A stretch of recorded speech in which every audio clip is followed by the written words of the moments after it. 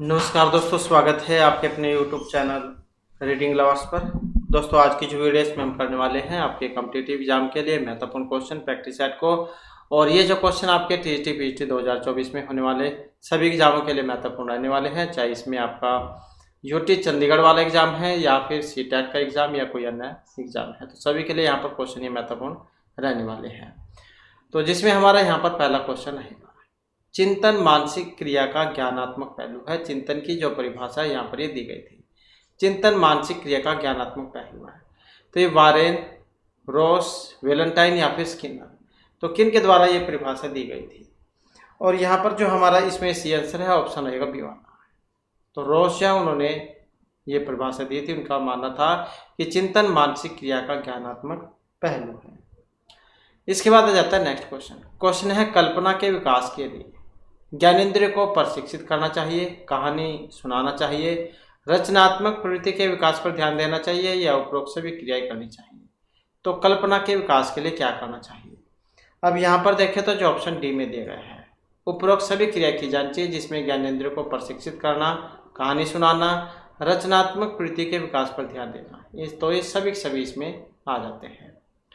Next आ जाता है, सीखे हुए ज्ञान कौशल या विषय का अन्य परिस्थितियों में उपयोग करने को हम कहेंगे प्रेरणा, सीखने का स्थानांतरण, भग्नाशय या फिर चिंता। तो सीखे हुए ज्ञान कौशल या विषय का अन्य परिस्थितियों में उपयोग करने को, तो इसे क्या कहा जाएगा? और इसे कहेंगे हम सीखने का स्थानांतरण। तो सीखे हुए ज्ञान कौशल या विषय का अन्य परिस्थितियों में उपयोग करना सीखने का स्थानांतरण कहलाता है।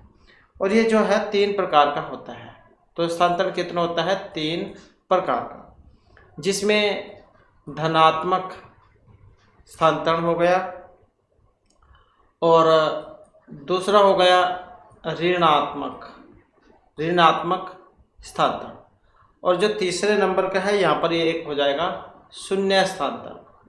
तो धनात्मक, ऋणात्मक और शून्य स्थानांतरण, तो 3 जो यहाँ पर ये माने गए हैं सीखने के स्थानांतरण। नेक्स्ट आ जाता है, अनुबंध की प्रक्रिया में प्रथम सोपान कौन सा है? अनुबंधन की प्रक्रिया में प्रथम सोपान उत्तेजना, आवृत्ति, सामान्यकरण या कोई सा भी नहीं। तो अनुबंधन की प्रक्रिया में प्रथम जो सोपान यहाँ पर माना गया है ऑप्शन ए में जो दिया गया है, तो कौन सा ये उत्तेजना है। और जो पावलोव थे, आईपी पावलोव, इनका मानना था कि सीखना एक अनुबंधात्मक प्रक्रिया है तथा इस प्रक्रिया का प्रथम सोपान उत्तेजना है, और यही उत्तेजना पहले किसी विशेष अनुक्रिया के साथ लगी रहती है तथा अंत में वह किसी व्यवहार का कारण बन जाती है। तो ये अनुबंधन का सिद्धांत भी आपने पढ़ा होगा। तो आईपी पावलोव जो है उनका यहाँ पर ये मानना था, उन्होंने प्रथम सोपान जो है यहाँ पर उत्तेजना को माना था। इसके बाद जो हमारा यहाँ पर नेक्स्ट क्वेश्चन आ जाता है, स्मृति सीखी हुई वस्तु का सीधा उपयोग है। तो यहाँ पर एक कथन था कि स्मृति सीखी हुई वस्तु का सीधा उपयोग है। मैकडूगल, वुडवर्थ, ड्रेवर या फिर रोज, तो यहाँ पर किन का मानना था ये? और इनमें देखें तो ऑप्शन है हमारा बी वाला। तो विलियम वुडवर्थ जो है इनका यहाँ पर ये मानना था कि स्मृति सीखी हुई वस्तु का सीधा उपयोग है। इसके बाद आ जाता है, निम्नलिखित में कौन सी विशेषता आंतरिक रूप से अभिप्रेरित बच्चों के लिए सही नहीं है? तो कौन सी विशेषता है जो आंतरिक रूप से अभिप्रेरित बच्चों के लिए सही नहीं है? कि वे चुनौतीपूर्ण कार्य पसंद करते हैं, हमेशा ही सफल होंगे, कार्य के समय आनंद अनुभव करते हैं, वे कठिन कार्यों में उच्च स्तर की ऊर्जा प्रदर्शित करते हैं। तो यहाँ पर क्या है, एक नहीं में आया है कि एक नहीं है। अब ये देखें तो जो ऑप्शन बी में यहाँ पर दे दिया गया है कि वे हमेशा ही सफल होंगे। तो जरूरी नहीं है कि हमेशा ही सफल होंगे, कई बार होते भी नहीं हैं।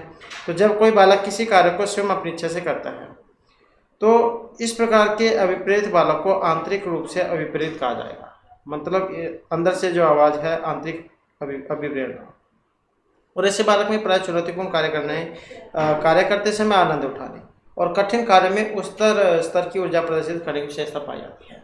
तो ये हमेशा ही सफल होंगे, तो ये बात सही यहाँ पर नहीं है।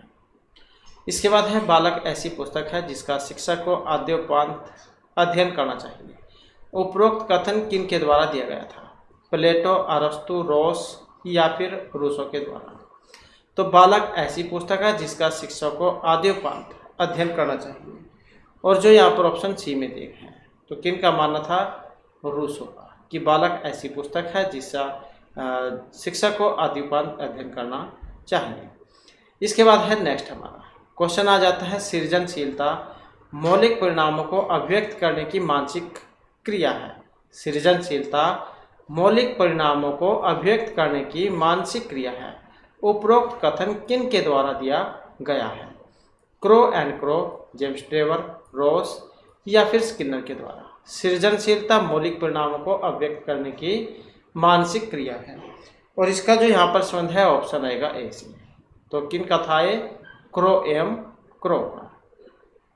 सृजनशीलता मौलिक परिणामों को अभिव्यक्त करने की मानसिक क्रिया है। नेक्स्ट आ जाता है वेरी वेरी इंपॉर्टेंट यहाँ पर क्वेश्चन है प्रयास एवं भूल सिद्धांत के प्रतिपादक इनमें से थॉर्नडाइक, मैकडूगल, आईपी पावलोव या फिर कोहलर है।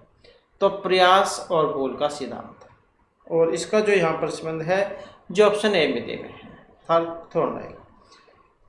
तो ये जो ईआर थॉर्नडाइक जो है इनके सिद्धांत के अनुसार जब हम किसी कार्य को करते हैं तो उसमें त्रुटियां भूलों की संख्या अधिक होती है, क्योंकि यदि हम बार बार उसी कार्य को करते हैं तो त्रुटियां या भूलों की संख्या कम हो जाती है और इस प्रकार सीखने को ही प्रयास और भूल के द्वारा सीखना कहा जाता है। जब आप कोई नया नया काम शुरू करते हैं तो जाहिर सी बात है उसमें शुरू में गलतियाँ जरूर होंगी, या कोई जब कोई उपकरण बनाते हैं, कोई खोज करते हैं तो उसमें बहुत सारी जो कमियाँ होती हैं, या किसी भी साधन से लगा लो आप, तो जब वो शुरू में कोई नई चीज़ आती है तो उसमें बहुत सारी खामियाँ होती हैं और फिर धीरे धीरे ही उनको ठीक किया जाता है।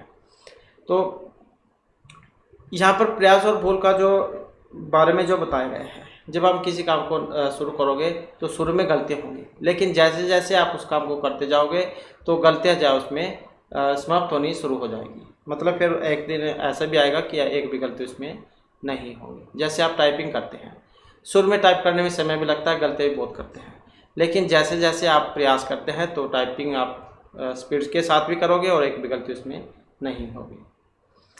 इसके बाद है सीखने के पठार के निराकरण के लिए क्या नहीं करना चाहिए। तो सीखने के पठार के निराकरण के लिए सीखने वाले को प्रेरित और प्रोत्साहित करना, सीखने की अच्छी विधि का प्रयोग करना, उसे दंडित करना, इनके कारणों का अध्ययन करना चाहिए। तो सीखने के पठार के निराकरण के लिए एक काम यहाँ पर नहीं करना चाहिए। कौन सा? जो यहाँ पर ऑप्शन सी में दिए गए हैं, दंड करने का। तो इस प्रकार का जो क्वेश्चन होता है नहीं में पूछा गया था, तो ये इस प्रकार का ही जो यहाँ पर सही आंसर हमारा रहेगा, क्योंकि कभी भी आप किसी को मारना पीटना दंड जो ये पैडागोजी में नहीं आता है, बाल विकास में, तो ये सही आंसर रहेगा। इसके बाद है अभिप्रेरणा के लक्षण शब्द का प्रयोग किया जाता है। संवेग, भावना, आवश्यकता या प्रत्यक्षीकरण। तो अभिप्रेरणा के लिए किस शब्द का प्रयोग किया जाता है? तो इसके लिए जो ज़्यादातर प्रयोग में आएगा जो ऑप्शन बी में दिया गया है, आवश्यकता। तो ये जो लावेल जो थे इनका मानना था, इनका विचार था कि अभिप्रेरणा किसी आवश्यकता की उत्पत्ति में उत्पन्न होती है और ये एक ऐसी क्रिया है, ऐसी क्रिया की ओर गतिशील होती है जो किसी आवश्यकता को संतुष्ट करेगी और यही कारण है कि अक्सर अभिप्रेरणा को आवश्यकता कहा जाता है। वैसे नहीं आपको याद रहता है, ऐसे आवश्यकता, ऐसे अभिप्रेरणा, ऐसे आप इसको याद रख सकते हैं। नेक्स्ट आ जाता है यहाँ पर विद्यार्थियों में प्रत्यक्ष विकास से निर्माण के लिए शिक्षक की शिक्षण विधि सरल से जटिल की ओर होनी चाहिए। कोई विद्यार्थी को व्यापक अनुभव का अवसर प्रदान करना चाहिए। कोई विद्यार्थी को निर्मित प्रत्ययों के अंतर का अवसर देना चाहिए। को उपरोक्त सभी क्रियाएं करनी चाहिए। तो विद्यार्थियों में प्रत्यय विकास से निर्माण के लिए शिक्षक को क्या करना चाहिए? और जो यहाँ पर ऑप्शन डी में दिया गया है, तो विद्यार्थियों में प्रत्यय विकास या फिर निर्माण के लिए शिक्षक की शिक्षण विधि सरल से जटिल की ओर होनी चाहिए। पहले जो क्वेश्चन आसान कराया जाए, उसके बाद मुश्किल। और कोई विद्यार्थी को व्यापक अनुभव का अवसर देना चाहिए और कोई विद्यार्थी को निर्मित प्रत्ययों के अंतर का अवसर दिया जाना चाहिए। तो ये सभी जांच में आ जाएंगे। इसके बाद आ जाता है किशोर अवस्था। किशोर अवस्था में संवेगों की तीव्रता किस प्रकार प्रकट होगी? प्रतिकूल पारिवारिक संबंध, व्यवसाय की समस्या, नई परिस्थिति के साथ संयोजन या फिर ये सभी। तो किशोर अवस्था में संवेगों की तीव्रता किस प्रकार प्रकट होती है? संवेग जो होंगे जो ऑप्शन डी में दिए गए हैं इन सभी के साथ। तो किशोर जो होते हैं, 4 अवस्थाएं हैं, शैशव, बाल्य, किशोर और युवा। तो जो किशोर अवस्था है अनेक प्रकार के संवेगों से संघर्ष करती है और उसे प्रतिकूल पारिवारिक संबंध, व्यवसाय की समस्या, नई परिस्थितियों के साथ संयोजन करने आदि की समस्या होती है, जिसका मूल कारण उसके संवेगों का तीव्र गति से प्रकट होना होता है। इसके बाद है 140 से अधिक बुद्धिलब्धि वाले बच्चों की किस श्रेणी में आप रखोगे? तो 140 से अधिक बुद्धि लब्धि वाले बच्चों को। तो इसे मूर्ख, मंदबुद्धि, सामान्य बुद्धि या प्रतिभाशाली, तो कौन से श्रेणी में उसको रखा जाएगा? अब यहाँ पर देखें तो जो ऑप्शन डी में है, तो प्रतिभाशाली श्रेणी में आते हैं, तो जिनका IQ 140 या 140 से अधिक होता है। नेक्स्ट है, मनुष्य की बुद्धि आगे की पीढ़ियों में संक्रमित होती है। इसका कार्य इस जन्मजात योग्यता के विकास के लिए उपयुक्त परिस्थितियों का निर्माण करना है। क्षेत्र, मौसम, वातावरण या जलवायु का। अब इसमें देखें तो ऑप्शन जो है यहाँ पर सी अर्थात वातावरण को माना गया था। मॉर्स और विंग इनका मानना था, तो इनका विचार था कि मानव व्यवहार की प्रत्येक विशेषता वंशक्रम और वातावरण की अंतःक्रिया का फल है। जहाँ एक और वंशक्रम के परिणाम स्वरूप मनुष्य की बुद्धि आगे की पीढ़ी में संक्रमित होती है, वहीं दूसरी ओर वातावरण का कार्य जन्मजात योग्यता के विकास के लिए उपयुक्त परिस्थितियों का निर्माण करना होता है। वातावरण जैसे आप कहीं पर रह रहे हैं, वहाँ का माहौल कैसा, आपका आस पड़ोस परिवार का वातावरण वो कैसा है, तो इन सभी का जो है एक व्यक्ति के विकास पर, बुद्धि पर बहुत ज़्यादा प्रभाव पड़ता है। लड़ाई झगड़ा होते हैं तो उसका बुरा असर पड़ेगा, और शांत माहौल है तो अच्छा जो है उसका प्रभाव पड़ेगा। इसके बाद आ जाता है नेक्स्ट हमारा, पूरे आवृत्ति वितरण के प्रतिनिधित्व करने वाले मान को कहा जाएगा। तो पूरे आवृत्ति वितरण के प्रतिनिधित्व करने वाले मान को प्रामाणिक विचलन का मान, केंद्रवर्ती परिमाप का मान, सहसंबंधी प्रतिनिधि का मान या समूहज प्रतिशत प्रतिनिधि का मान। अब यहाँ पर अगर हम इनमें देखें तो ऑप्शन है हमारा बी वाला, तो केंद्रवर्ती परिमाप का मान। नेक्स्ट है, कौन सी दशा या फिर दशाएं ध्यान को आकर्षित करने की आंतरिक दशा नहीं है? उद्दीपन की स्थिति, आवश्यकता, ए और बी दोनों या दोनों ही नहीं। तो कौन सी दशा या फिर दशाएं ध्यान को आकर्षित करने की आंतरिक दशा नहीं है? अब इनमें देखें तो जो ऑप्शन ए में दी गई है, कौन सी है यहाँ पर? उद्दीपन की स्थिति। नेक्स्ट है, समय की उत्पत्ति होती है। वेरी वेरी इंपॉर्टेंट क्वेश्चन है हमारा। समय की उत्पत्ति होती है आदतों से, मूल प्रवृत्तियों से, शारीरिक विकास या संप्रत्तियों के निर्माण से। तो समय की उत्पत्ति होगी जो यहाँ पर ऑप्शन बी में दिया गया है, किससे होगी? मूल प्रवृत्ति से। समय क्या है? प्राणी की जटिल दशा है जिसमें शारीरिक परिवर्तन, प्रबल भावना के कारण उत्तेजित दशा और एक निश्चित प्रकार का व्यवहार करने की प्रवृत्ति नहीं रहती है। इनकी उत्पत्ति मूल प्रवृत्तियों के कारण होती है, और अभी तक 14 जो मूल प्रवृत्तियाँ हैं उनको पहचाना गया है। तो ये जो यहाँ पर समय जो है 14 होते हैं। नेक्स्ट आ जाता है, निम्नांकित 7 छात्रों के अंक यहाँ पर दिए गए हैं, तो इनके मध्य का बताना है। मध्य का इनमें कौन सा है? तो मध्य का यहाँ पर क्या निकलेगा इसका? तो n+1/2, मतलब जो यहाँ पर है कितने टोटल है? 7, 7 में 1 +2, मतलब जो है यहाँ पर चौथा पद अर्थात जो है यहाँ पर कौन सा आएगा इसमें? 40, जो ऑप्शन सी जो इसमें दिया गया है।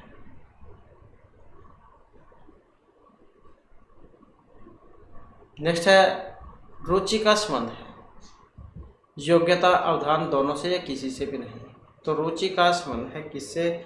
जो ऑप्शन बी में देना है, मतलब अवधान से। तो रुचि क्या है? रुचि एक प्रेरक शक्ति है जो हमें किसी वस्तु, व्यक्ति या क्रिया के प्रति ध्यान देने के लिए प्रेरित करती है। रुचि का अवधान से सीधा तथा घनिष्ठ संबंध होता है और दोनों साथ चलते हैं।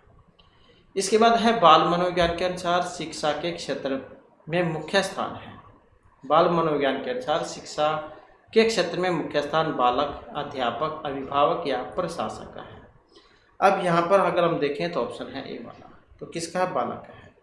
तो बाल मनोविज्ञान के अनुसार शिक्षा क्षेत्र में बालक का प्रमुख स्थान है, और यही कारण है कि आज शिक्षण प्रक्रिया के अंतर्गत बालक को प्रथम स्थान दिया जाता है। संपूर्ण शिक्षण जो व्यवस्था बालक के इर्द ही घूमती है। तो पहले होती थी शिक्षक केंद्रित, आज जो भी कुछ सिलेबस वगैरह जो भी पाठ्यक्रम है वो सारे बच्चों को देखकर तैयार किया जाता है। इसके बाद आ जाता है, सामान्य से विशेष की तरक्की प्रक्रिया कौन सी पद्धति में है? सामान्य से विशेष, आगमन, निगमन दोनों कोई सी भी नहीं। और इनमें जो यहाँ पर मानी गई है ऑप्शन बी में जो है, तो निगमनात्मक। बड़ी कक्षाओं के लिए होती है निगमनात्मक, और छोटी कक्षाओं के लिए आगमनात्मक विधि का प्रयोग किया जाता है। इसमें नियम पहले बाद में उदाहरण होते हैं, इसमें पहले उदाहरण बाद में नियम। इसके बाद है बाल्यावस्था की प्रमुख मनोवैज्ञानिक विशेषता क्या है? निर्भरता, सामूहिकता की भावना, धार्मिकता या अनुकरणात्मक प्रवृत्ति का अभाव। तो बाल्यावस्था की प्रमुख मनोवैज्ञानिक विशेषता कौन सी है? समूह की भावना का होना, जो यहाँ पर ऑप्शन बी में दिया गया है। तो जो बाल्यावस्था है 6 से 12 वर्ष की, को जीवन का एक अनोखा काल कहा गया है। समूहिकता की भावना इस अवस्था की एक प्रमुख मनोवैज्ञानिक विशेषता है, और कारण भी यही है कि इस अवस्था में बालक में सामूहिक प्रवृत्ति बहुत ही प्रबल होती है, और वह अधिक से अधिक समय दूसरों जो बालक है उनके साथ व्यतीत करने का प्रयास करता है। इसके बाद है गेट्स के अनुसार अनुभव के द्वारा व्यवहार में परिवर्तन है, अभिप्रेरणा, समायोजन, सीखना या चिंतन है। तो गेट्स के अनुसार अनुभव के द्वारा व्यवहार में परिवर्तन ही क्या है? तो ये है सीखना, और वेरी वेरी इंपॉर्टेंट क्वेश्चन है। तो गेट्स का मानना था कि सीखना अनुभव और प्रशिक्षण के द्वारा व्यवहार में परिवर्तन है। इसके बाद हमारा क्वेश्चन आ जाता है अपने आप को प्रेम करने की प्रवृत्ति को हम क्या कहेंगे? तो अपने आप को प्रेम करने की प्रवृत्ति को आत्म केंद्रित प्रवृत्ति, अहंकारी प्रवृत्ति, नार्सिज्म की प्रवृत्ति या हिप्नोटिज्म की प्रवृत्ति। तो ये हिप्नोटिज्म है, हिप्नोटाइज करना। तो अपने आप को प्रेम करने की प्रवृत्ति को क्या कहा जाता है? उसे कहा जाएगा नार्सिज्म। नेक्स्ट हमारा यहाँ पर क्वेश्चन है, जिस वक्र रेखा में प्रारंभ में सीखने की गति तीव्र होगी और बाद में वह धीमी हो जाएगी, मंद हो जाएगी, तो उसे हम कहेंगे उन्नत उदर वक्र, नत उदर, मिश्रित या वक्र रेखा नहीं होती है, तो उसे हम क्या कहेंगे?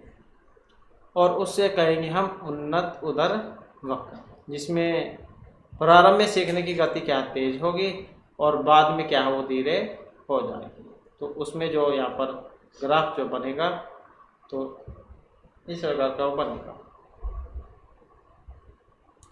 इसके बाद है व्यक्तिक भिन्नता का मतलब क्या है? दो व्यक्तियों में शारीरिक भिन्नता। व्यक्तिक भिन्नता, कोई दो व्यक्ति शारीरिक मानसिक योग्यता समयगात्मक दशा में एक जैसे नहीं होते हैं। कोई दो व्यक्ति शारीरिक और मानसिक योग्यता में समान और एक जैसे होते हैं, या कोई सभी नहीं। तो यहाँ पर जो देखें तो ऑप्शन बी वाला है। जैसे एक क्लास होती है पूरी, बहुत सारे बच्चे होते हैं, तो उसमें सभी का सोचने विचारने का, काम करने का तरीका अलग अलग होता है, सभी का स्वभाव भी अलग अलग है। तो इसी को कह देते हैं व्यक्तिक भिन्नता। इसके बाद है मानसिक स्वास्थ्य विज्ञान का प्रमुख उद्देश्य है बालक में मानसिक स्वास्थ्य की रक्षा करना, कुसंयोजन का निराकरण करना, दोनों या कोई सभी नहीं। तो मानसिक स्वास्थ्य विज्ञान का प्रमुख उद्देश्य कौन सा है? और जो यहाँ पर ऑप्शन सी में दिया गया है। तो मानसिक स्वास्थ्य विज्ञान का प्रमुख उद्देश्य है बालक में मानसिक स्वास्थ्य की रक्षा करना और कुसंयोजन का निराकरण करना। इसके बाद है इनमें से कौन सा कथन सही नहीं है? तो कौन सा कथन यहाँ पर एक सही नहीं है? वंशानुक्रम माता पिता से संतान में गुणों का संचरण है, विकास प्राणी और उसके परिवहन की अंतःक्रिया का परिणाम है। वंशानुक्रम व्यक्ति की जन्मजात विशेषताओं का शोधन है, या माता पिता की शारीरिक और मानसिक विशेषताओं का संतानों में संचरित होना ही वंश अनुक्रम है। तो एक सही नहीं है। अब कौन सा है? जो ऑप्शन सी में दिया गया है कि वंशानुक्रम व्यक्ति की जन्मजात विशेषताओं का शोधन है। तो यही जो यहाँ पर सही इसमें नहीं है।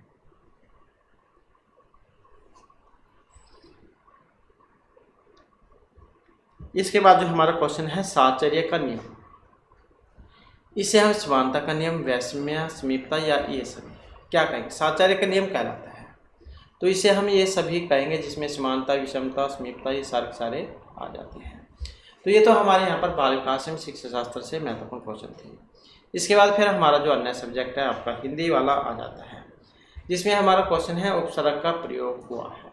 उपसर्ग जो है इनका प्रयोग कहाँ पर होता है?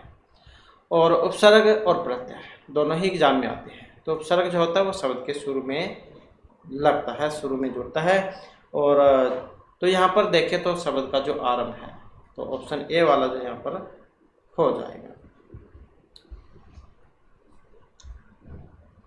इसके बाद है इनमें से कौन सा शब्द समूहवाचक नहीं है? अब समूह का बोध एक नहीं कराता है, लोग, वर्ग, गण या घर, कौन सा? जो ऑप्शन डी में है। तो घर जो है यहाँ पर समूह का बोध नहीं करा रहा है। तो जो संख्या शब्द किसी समुदाय या समूह का बोध कराएंगे तो उन्हें हम समूहवाचक कहेंगे। तो घर जाए नहीं है। इसके बाद है म्याऊं का ठोर पकड़ना मुहावरा है और इसका मतलब क्या है? खतरे में पड़ना, बोलने न देना, आधारहीन रहना या खींच प्रकट करना। तो म्याऊं का ठोर पकड़ना मुहावरा जो इसका अर्थ क्या है? और जो यहाँ पर ऑप्शन ए में दिया गया है खतरे में पड़ना, तो यहाँ पर मुहावरा है म्याऊं का ठोर पकड़ना, तो ये क्या है? खतरे में पड़ना। इसके बाद आ जाता है नेक्स्ट क्वेश्चन हमारा। क्वेश्चन है, दिए गए वाक्यांश के लिए एक शब्द बताइए। दूसरों के सुख के लिए अपने सुखों का त्याग करने वाला। तो इसको हम आत्मसर्ग, आत्मसमर्पण, आदर्शवाद या आक्रांत, तो इसको क्या कहा जाएगा? और इसे कहेंगे हम आत्मसमर्पण। तो जो दूसरों के लिए अपने सुख को छोड़ देते हैं। इसके बाद आ जाता है नेक्स्ट क्वेश्चन हमारा। ये जो ऑप्शन ए जो इसमें था ये आत्मसर्ग, तो आत्मसर्ग जो इसका सही आंसर रहेगा, क्योंकि समर्पण तो छोड़ना है। तो इसके बाद है नेक्स्ट हमारा यहाँ पर शुद्ध वर्तनी बतानी है। यहाँ पे शुद्ध वर्तनी, तो सही कौन सा है? सही जो है यहाँ पर जो ऑप्शन बी जो है इसमें जो दिया गया है अनुसरण। नेक्स्ट आ जाता है हमारा यहाँ पर ओस का पर्यायवाची नहीं है। निहार, अंशुक, तुषार, पार। ओस जो सर्दी में पड़ती है, तो इसका पर्यायवाची एक नहीं है, जो ऑप्शन सी में दिया गया है। अंशुक तो ये यहाँ पर इसका नहीं है। नेक्स्ट आ जाता है इनमें से तद्भव है। तो एक होता है तत्सम, एक है तद्भव। तत्सम जो वो संस्कृत के ही रूप है, लिखे पढ़े बोले वैसे ही जाते हैं, और उनका परिवर्तित रूप है तद्भव। जैसे संस्कृत में हम दधी कह देते हैं और हिंदी में हम उसे दही कहते हैं। तो ये तत्सम और ये तद्भव है। तो तद्भव पूछा गया अब यहाँ पर, और तद्भव की बात करते हैं जो ऑप्शन डी में है। तीक्ष्ण संस्कृत में कह देते हैं हम, और इसे हिंदी में हम तीखा कहेंगे। इसके बाद है दुस्तर में कौन सी संधि आई है? दीर्घ, विसर्ग, यण या फिर अयादि संधि। तो कौन सी है इसमें संधि? दुस्तर में संधि की बात करें तो विसर्ग संधि का यहाँ पर प्रयोग हुआ है। तो ये जो सा जो है इसको विसर्ग यहाँ पर हो जाएंगे, दुहतर बनेगा ये, तो विसर्ग होकर दुस्तर। इसके बाद आ जाता है इनमें से शुद्ध वाक्य बताइए। अनेकों लोग वहाँ आए हुए थे, वहाँ अनेकों लोग आए हुए थे, वहाँ अनेक लोग, वहाँ आए हुए थे अनेक लोग। तो शुद्ध वाक्य बताइए। शुद्ध जो है यहाँ पर ऑप्शन बी वाला है, वहाँ अनेक लोग आए हुए थे। इसके बाद है दो समानार्थी शब्दों की पुनरुक्ति के बीच में विराम चिन्ह का प्रयोग होता है। अपूर्ण विराम, लोप सूचक, समानता या योजक चिन्ह। तो दो समानार्थी शब्दों की पुनरुक्ति के बीच में कौन से विराम चिन्ह का प्रयोग होगा? जो यहाँ पर ऑप्शन डी में है, योजक चिन्ह का। इसके बाद है कोयल का शुद्ध वर्तनी विश्लेषण होगा, कोयल का। तो इसका कौन सा वर्ण विच्छेद बनेगा? जो यहाँ पर ऑप्शन सी में दिया गया है, क में ओ, य, अ, ल, आ, कोयल। नेक्स्ट आ जाता है यहाँ पर निम्नलिखित वाक्य में रेखांकित शब्द के समानार्थी शब्द का बताइए। सूर्योदय से पूर्व दिशा रंजित थी। तो यहाँ पर जो रंजित है, सूर्योदय से पूर्व दिशा रंजित थी। रंजित का मतलब सुशोभित, लालिमायुक्त, आलोकित या मंडित थी। तो सूर्य उदय से पहले जो पूर्व दिशा है ये क्या थी? ये थी आलोकित। नेक्स्ट आ जाता है षड आनंद शब्द का समास विग्रह। षड आनंद, छह हैं आनंद जिनके, छह आनंद का समाहार, छह आनंद कोई सा भी नहीं। तो यहाँ पर इनमें देखें तो कौन सा बनेगा? तो षड आनंद कह देते हैं जिसके छह मुख हो। दशानंद 10 मुख, बहुब्रीहि समास। नेक्स्ट आ जाता है निम्न वाक्यों में से निश्चयवाचक वाक्य बताइए। निश्चय, वह कहाँ चला गया? कृपया दरवाजा खोलिए, मैंने सब काम कर लिया, उसे एक तार दिया जाए। अब जहाँ पर पूरे पक्के बात हो, कन्फर्म हो, वह कहाँ चला गया? कृपया दरवाजा खोलिए, मैंने सब काम कर लिया। अब इनमें अगर हम देखें तो जो ऑप्शन सी में है तो इसी में हमें पूरा पक्का पता लग रहा है, जो कह रहे हैं कि मैंने सारा काम कर लिया है। इसके बाद क्वेश्चन आ जाता है, मैं अपनी कक्षा में बहुभाषिकता को महत्व देती हूँ, इसलिए मैं भिन्न भिन्न भाषाओं की पुस्तकों का आदर करती हूँ। बच्चों को कई भाषाओं की कविताओं का गान करवाती हूँ। श्यामपट्ट पर हिंदी भाषा के शब्दों के अर्थ 2 भाषाओं में अवश्य लिखती हूँ। सभी बच्चों को अपनी मातृभाषा में कहने सुनने की आज़ादी देती हूँ। तो मैं अपनी कक्षा में बहुभाषिकता को महत्व देती हूँ, इसलिए मैं क्या करती हूँ, जो ऑप्शन डी में दिया गया है, मतलब सभी बच्चों को अपनी मातृभाषा में कहने सुनने की आज़ादी देती हूँ। इसके बाद फिर हमारे जो यहाँ पर इंग्लिश ग्रामर के क्वेश्चन आ जाते हैं, तो जिसमें हमारा यहाँ पर पहला क्वेश्चन आएगा, which is the best alternative to complete the sentence. तो इसमें जो है कौन से वाला यहाँ पर सही आंसर बनेगा। और I will help the poor, I would help the poor, I had help the poor, इनमें से कोई सा भी नहीं। और यहाँ पर जो इसमें हमारा सही आंसर ऑप्शन बनेगा बी वाला, I would help the poor. If I were the prime minister of the India I would help the poor. तो ये जायज़ का बनेगा, मैं गरीबों की मदद करूँगा। इसके बाद आ जाता है suitable alternative, the dinner smells well, good, best या बेटर। द डिनर स्मेल्स, तो क्या आएगा, गुड, जो ऑप्शन बी में है, मतलब अच्छा। इसके बाद है fill in the blanks sentence with appropriate preposition. The helicopter flew the Indian Ocean, past, round, over या इनटू। तो द हेलीकॉप्टर ने हिंद महासागर में उड़ान भरी, तो क्या आएगा इसमें, जो ऑप्शन बी में दे रहा है, ओवर। तो the helicopter flew over the Indian Ocean. Next है, in the following sentence identify the underline clause. This is school where I taught for 6 years। तो यहाँ पर ये जो स्कूल है ये एक एडवर्ब सबऑर्डिनेट है, एडजेक्टिव सबऑर्डिनेट है, नाउन है, ये कोई सा भी नहीं है। तो यहाँ पर जो इसमें माना गया है, तो ये एडजेक्टिव सबऑर्डिनेट क्लॉज है, विशेषण अधीनस्थ उपवाक्य, तो उसका यहाँ पर उदाहरण है, ऑप्शन हो जाएगा बी वाला। तो क्या है यहाँ पर, एडजेक्टिव विशेषण। विशेषण क्या होता है, जो संज्ञा से नाम की विशेषता बतलाते हैं। नेक्स्ट आ जाता है हमारा the active of the letter was written in blood, she wrote a bloody letter. तो एक्टिव पैसिव वॉइस है, तो यहाँ पर देखें तो कौन से वाला बनेगा इसमें, तो यहाँ पर बनेगा जो ऑप्शन सी में देगा है। तो सी रोट द लेटर इन, तो एक्टिव में बनाना है, पैसिव में बना हुआ है, the letter was written in blood. तो जब हम इसे एक्टिव में बनाएंगे तो she wrote the letter in blood आ जाएगा। इसके बाद active transformation of I was kept awake by the noise of the traffic is. तो इसमें जो है यहाँ पर कौन सा आएगा, अब यहाँ पर अगर हम देखें तो इनमें जो ऑप्शन बनेगा बी वाला। तो the noise of the traffic, the noise of the traffic kept me awake. तो जो है ट्रैफिक का जो शोर होता है वो मुझे क्या है, जगा के रखना है। I was kept awake by the noise of the traffic, the noise of the traffic kept me awake. Correct sentence क्या यहाँ पर आपने बताना है।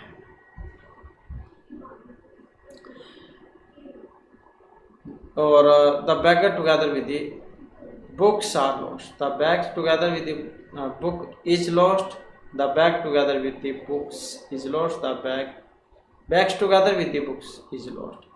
तो सही सेंटेंस है यहाँ पर कौन सा, ऑप्शन सी वाला, the bag together with the books is lost. तो यही जो है यहाँ पर इसमें सही माना गया है। तो किताबों से जो बैग था वो हो गया है। इसके बाद आ जाता है जो आपके मुहावरे लोकोक्तियाँ जो होती हैं, तो टू पुट ऑफ का मतलब क्या है। पुट ऑफ का मतलब अगर हम यहाँ पर देखें तो जो ऑप्शन सी में दिया गया है, टू टर्न डाउन। तो यही जो है यहाँ पर इसका मतलब माना गया है। ये क्या देते हैं, ठुकरा देने को। टर्न ऑफ मतलब ठुकरा देना है। नेक्स्ट है the meaning of the item. तो यहाँ पर भी हमारे लोकोक्ति है, to keep one shirt on. To keep one shirt on is to be in trouble oneself one's temper या every alternative. To keep one shirt का मतलब क्या होता है, और इसका जो यहाँ पर मतलब है ऑप्शन सी में जो दिया गया है, टू कंट्रोल वंस टेम्पर। तो यही जो इसको यहाँ पर माना गया है, किसी के गुस्से को नियंत्रित करना। इसके बाद आ जाता है हमारा यहाँ पर एंटोनिम्स, विपरीतार्थक, विलोम उल्टे शब्द। तो इसका जो आपने यहाँ पर जो विपरीतार्थक जो है एडवांस का वो बताना है, तो उसको क्या कहा जाएगा, और जो ये दिया गया यहाँ पर ऑप्शन डी में, तो रिट्रीट चाहे यहाँ पर उसको कहा जाएगा। पीछे हटना जो है उसको भी कह देते हैं। इसके बाद आ जाता है यहाँ पर सैनोनिम्स, समानार्थक बताना है सैडोनिक का, तो इसको क्या कहा जाएगा। अब इनमें देखें तो जो ऑप्शन सी में दिए गए हैं कॉन्फ्लिक्ट, तो यही जो हमारा यहाँ पर सी आंसर इसमें रहेगा।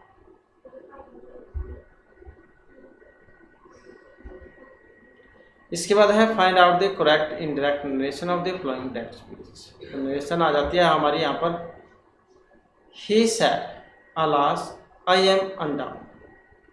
तो कौन सा यहाँ पर बनेगा इसका, और जो दिया गया ऑप्शन सी में, क्योंकि अलास जो है लास्ट को काट कर हम एक्सलेम लगाते हैं, एक्सलेम सेड। ही सेड अलास की जगह आ जाएगा ही एक्सलेम्ड सैडली दैट। आई ही में चेंज हो जाएगा और एम वाज, तो ही वाज अनडाउन। तो ये जो है फिर यहाँ पर इसका बनेगा। तो उसने अफसोस से कहा था कि वह पूर्ववत था। इसके बाद है punctuated sentence in the group. तो यहाँ पर जो आपने इनका सही जो बताना कौन सा है, select the correctly punctuated sentence in the group. तो यहाँ पर सही कौन सा है। अब सही जो है यहाँ पर ऑप्शन बी में जो माना गया है, my favourite teacher who just happens to be me my uncle retired from the university last summer. तो मेरे पसंदीदा शिक्षक जो मेरे चाचा हैं, पिछले गर्मियों में विश्वविद्यालय से वे क्या है, सेवानिवृत्त हो गए, रिटायर्ड हो गए। इसके बाद है यहाँ पर इनमें एक स्पेलिंग है सही, और वो स्पेलिंग कौन से वाली है। सही स्पेलिंग की बात करें तो यहाँ पर ऑप्शन जो सी है, तो इसको यहाँ पर माना गया है BIPOUAC। तो द्विवार्षिक जो है यहाँ पर इनको कह देते हैं।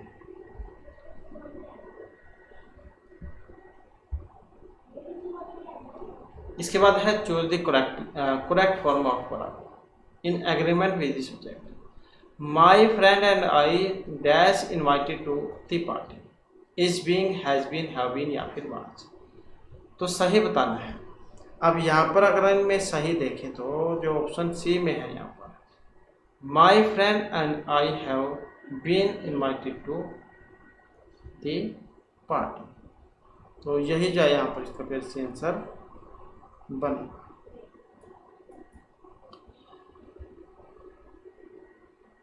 तो ये हमारे यहाँ पर जो है आपके इंग्लिश ग्रामर से महत्वपूर्ण क्वेश्चन थे। इसके बाद फिर हमारी जो यहाँ पर रीजनिंग है, तार्किक अभिक्षमता ये आ जाती है, और जिसमें जो हमारा यहाँ पर क्वेश्चन रहेगा। तो यहाँ पर एक लुप्त संख्या है, वो कौन से वाली है, तो यही आपने यहाँ पर बताना है। तो पहले हमें 8-23 का पता होना चाहिए किस तरीके से यहाँ पर दिया गया है, तो फिर तभी याद होगा। अगर हम यहाँ पर देखें तो 8 या 24 होते हैं, और इसमें से एक कम किया गया है। और इसी प्रकार से यहाँ पर भी अगर हम देखें तो 6 या 18 में से कम करें तो 17 जो है बन जाते हैं। तो इस आधार पर अगर हम देखें तो ऑप्शन बी वाला फिर इसका बनेगा। इसके बाद है कौन सा अन्य से भिन्न है। तो अन्य से भिन्न है यहाँ पर लाल रंग, हरा, नीला। कौन सा अलग है? तो इनमें जो है ऑप्शन बी को माना गया है।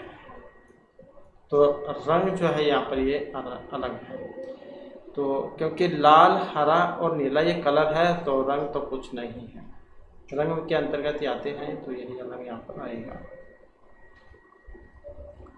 इसके बाद है यदि पूर्व को पश्चिम कहा जाए। क्या है? पूर्व को पश्चिम कहा जाए, उत्तर को दक्षिण कहा जाए, उत्तर पूर्व को पश्चिम दक्षिण कहा जाए, तो उत्तर पश्चिम को क्या कहा जाएगा? तो उत्तर पश्चिम को क्या कहा जाएगा? तो ऐसे भी इसका पता लगा सकते हैं आप दिशाओं के ज्ञान के द्वारा। उत्तर दक्षिण, पूर्व पश्चिम, और ये उत्तर पूर्व है, उत्तर और पूर्व, ये उत्तर पूर्व है, उत्तर पूर्व, ये जा दक्षिण पूर्व हो जाएगी। इसी प्रकार से यहाँ पर पश्चिम दक्षिण हो जाएगी, ये पश्चिम दक्षिण है, और ये उत्तर पूर्व है। तो यहाँ पर उत्तर पश्चिम पूछ रहा था। अब उत्तर पश्चिम कौन से वाली बनेगी? और जो यहाँ पर ऑप्शन सी में जो दी गई है, तो उत्तर पूर्व कौन सी होगी? दक्षिण पश्चिम। क्योंकि उत्तर पूर्व जो है, उत्तर पूर्व को हम पश्चिम दक्षिण कहा जाता है, उत्तर पूर्व को दक्षिण पश्चिम क्या देते हैं, दक्षिण पश्चिम क्या देते हैं। तो इसी आधार पर उत्तर पश्चिम या उसको क्या कहा जाएगा। इसके बाद है यदि 1 जनवरी 1995 को रविवार था, तो 1 जनवरी 1996 को कौन सा दिन होगा? तो जैसे 1995 को रविवार था, तो फिर कौन सा बनेगा इसमें? तो ऑप्शन बी वाला हो जाएगा, मंगलवार। तो यहाँ पर विषम दिनों की संख्या निकाल लेते हैं। जैसे 365 होते हैं दिन एक साल में, तो 7 से भाग करके, तो इसमें क्या बनेगा? 52 जो सप्ताह है ये बनेंगे, और साथ में एक जो है विषम दिन बनता है, एक विषम दिन बनता है। तो अगर 1 जनवरी 1996, 1 जनवरी 1996 का दिन अगर सोमवार था, सोमवार, तो प्लस में एक दिन अर्थात कौन सा हो जाएगा? मंगलवार हो जाएगा। इसके बाद है ए बी की पुत्री, बी सी की माँ है, डी सी का भाई, डी का ए से क्या संबंध है। तो लेसन वाले क्वेश्चन है ये। तो ए बी की पुत्री है, तो ए बी की क्या है? पुत्री है। बी सी की माँ है, बी सी की माँ है, बी सी की माँ हो गई, डी सी का भाई हो गया, डी जो है इस सी का क्या है? भाई है, डी सी का भाई है, और डी का इससे क्या संबंध है? अब ये बताना है, ये वाला। यहाँ पर अगर हम देखें तो क्या बनेगा? तो जैसे ए बी की पुत्री है और बी सी की माँ है, बी सी की माँ है, तो इस मतलब इसकी ये भी इसकी पुत्री है, और ये भी इसका पुत्र या पुत्री है। तो ए बी की पुत्री है, बी सी की माँ है, बी सी की माँ है, डी सी का भाई है, डी जो है सी का भाई है। तो यहाँ पर इसका क्या बनेगा? तो यहाँ पर जो साफ में इसमें पता लग रहा है, तो इसका क्या है? ये भाई बनेगा।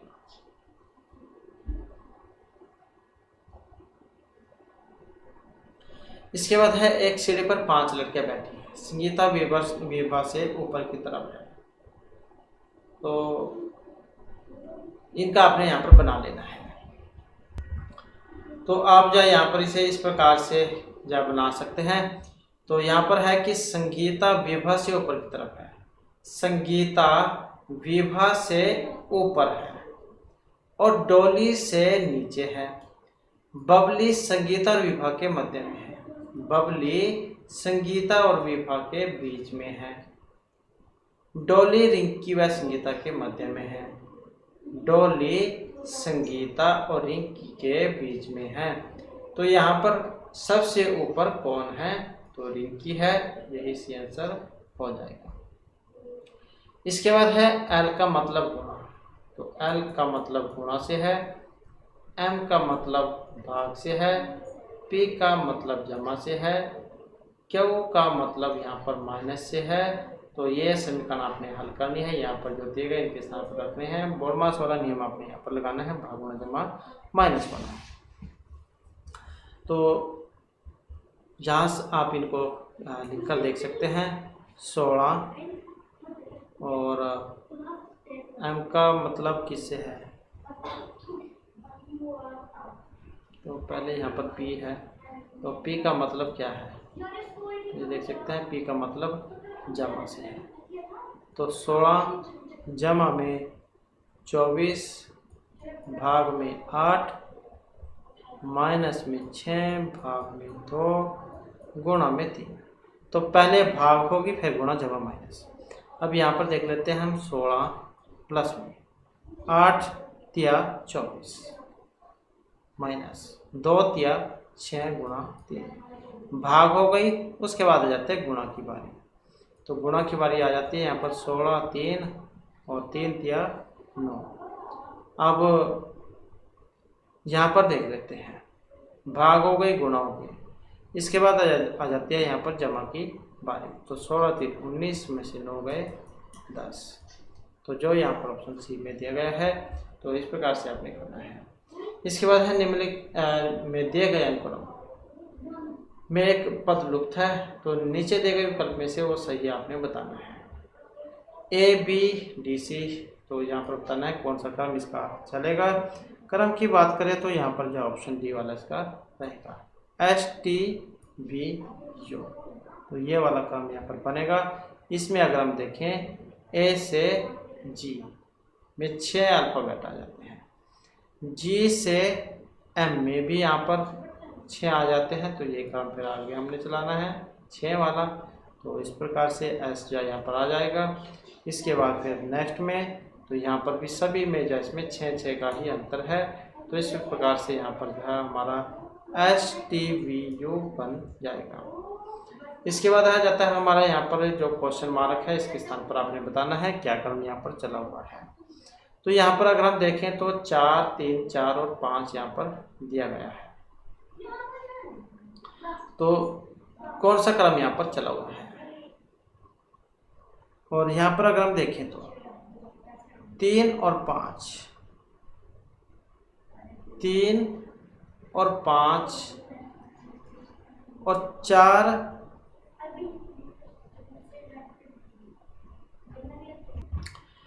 तो यहाँ पर देखें तो कौन सा क्रम है? क्रम की बात करें तो 3 और 5 ये वाला है, 4 और 3 वाला है। तो गुणा में 4 और 3 हो जाएंगे, 4 और 3। अब यहाँ पर देखें तो कौन सा जो इसका बनेगा? तो 5 और 3 8, 4 3 7। सॉरी,